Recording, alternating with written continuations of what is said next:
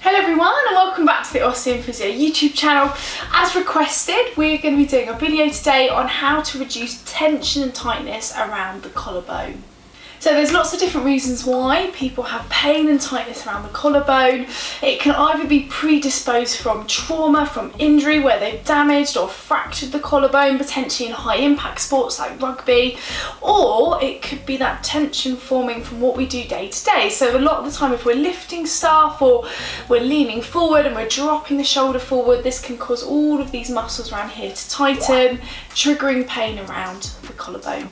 So the best place to start with releasing tension and tightness around the collarbone is starting to massage the main muscles that attach around. So we're thinking of the scalenes from the neck blending underneath the collarbone into the ribs. We're thinking of the pec muscles and of course over and around the traps, which would be influencing shoulder movement. So what you're going to use with a flat hand is you're going to start from around about the base of the jaw here, and you're going to start to get blood and movement into this area. So it's just very, very gentle softening first. So you can either do it without any oil or you can use some moisturiser. You're just trying to get blood flow to the area before we target that stretching. So we're starting off where we're moving down, and then once we've done that, we're going to move from the sternum underneath the collarbone out towards the shoulder. So this, particularly the closer we are to the collarbone, we're targeting the subclavius muscle, which fixes the collarbone on shoulder movements, and then we're also going to be working across into the pec muscles, so we're stretching right the way across. So you want to aim for about 30 seconds massaging. It's just getting blood flow to the area.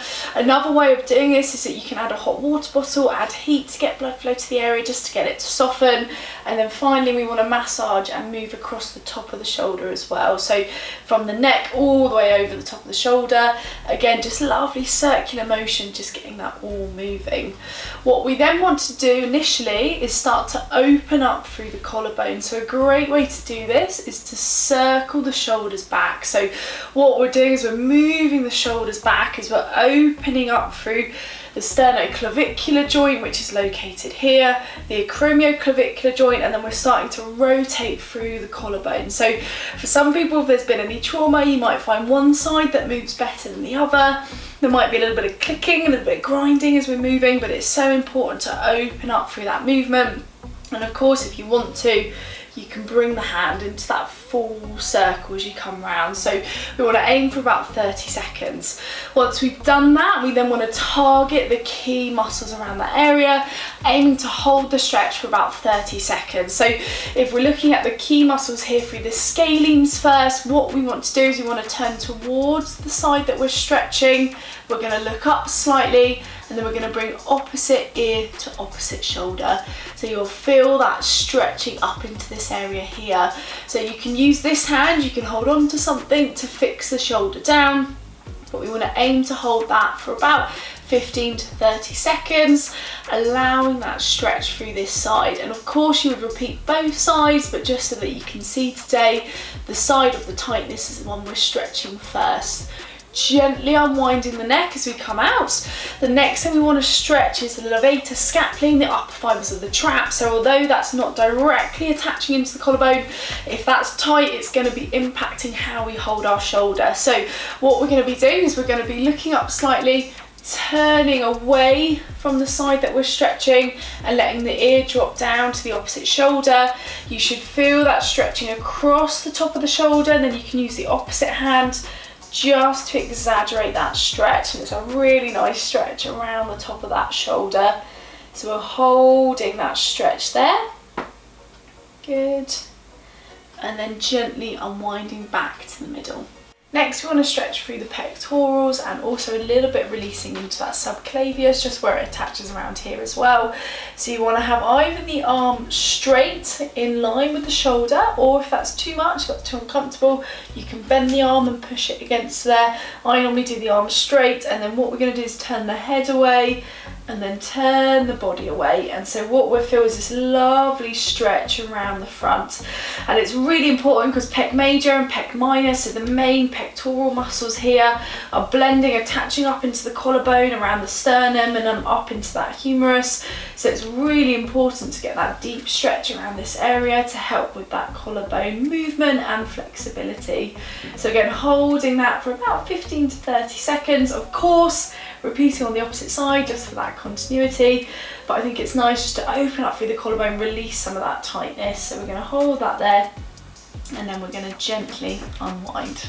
Next, you want to encourage a little bit more movement into that collarbone. So a great way to do this is to bring the arm up in front as if we're punching. So if I turn to the side, as if we're coming up like so. And then what you can do is you can pop your hand over your collarbone, and you're going to bring the arm back straight and then bring it forward. So it's starting to move and open up through that collarbone. So what we want to aim to do is just get that movement. So although when we're doing this, we're aiming to work through into that serratus anterior muscle, it's really important to get that movement into the collarbone on the two bony attachments. So as we're bringing it back, we're doing it lovely and slow, moving through, just feeling that movement into this area.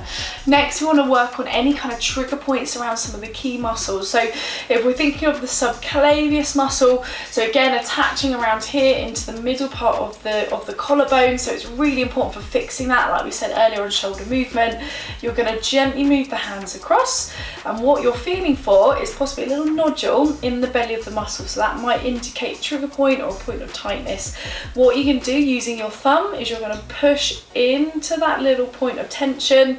You're going to take it to about 8 out of 10, so you'll feel the pain peak, and then we want to hold it lovely and still until we feel that relax. So this is a great way, once you've moved it and softened it, just to release those deeper points of tightness. Same through the pectorals, you might be feeling across and go, right, there's a little bit there that's quite sore. Having this arm relax, either using fingers or thumb, you're going to push into that trigger point, you're going to push into that area, hold to relieve the tension. So although it's a lot lower than the collarbone, you want to look at everything attaching around so that everything's moving properly and relaxing there.